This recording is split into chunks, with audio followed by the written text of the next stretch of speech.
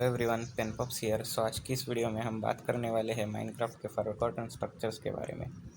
Forgotten structures यानी कि ऐसे स्ट्रक्चर्स जिनके बारे में लोग भूल चुके हैं। तो इस वीडियो में मैं 3 स्ट्रक्चर्स के बारे में बात करने वाला हूँ जो कि अब माइनक्राफ्ट में नहीं रहे। मोजेंग ने वो स्ट्रक्चर्स माइनक्राफ्ट से रिमूव कर दिए हैं। और ये 3 स्ट्रक्चर्स, बहुत कम चांस है कि इन 3 स्ट्रक्चर्स के बारे में आप लोगों को पता होगा। और अगर आप लोगों को ये वीडियो पसंद आए तो कमेंट करके बता देना, क्योंकि मैं शायद से इस टाइटल पर पूरी एक सीरीज़ बना सकता हूँ फॉरगॉटन थिंग्स इन माइनक्राफ्ट के बारे में, जैसे कि फॉरगॉटन मॉब्स वगैरह वगैरह वगैरह।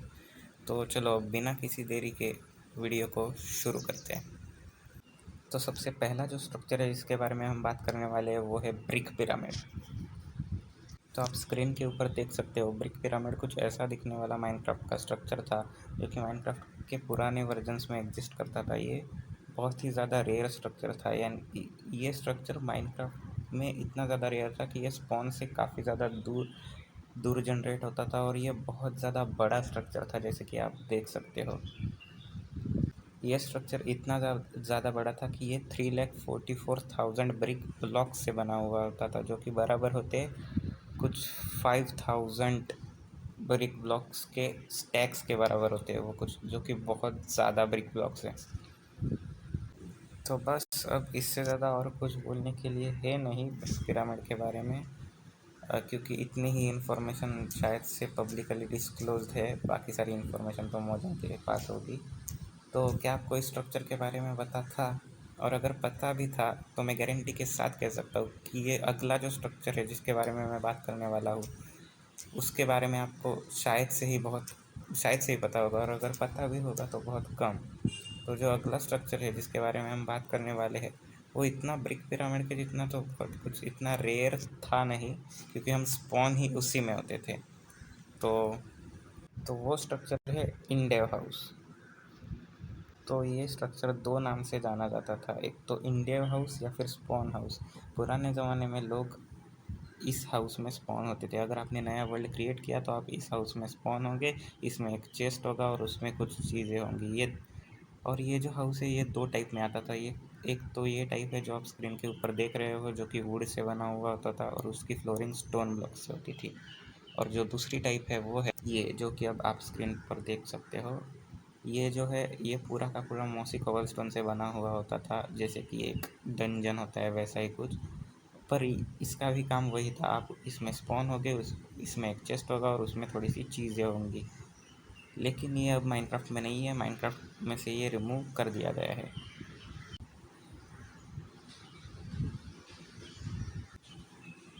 तो क्या आपको ये स्ट्रक्चर पता था?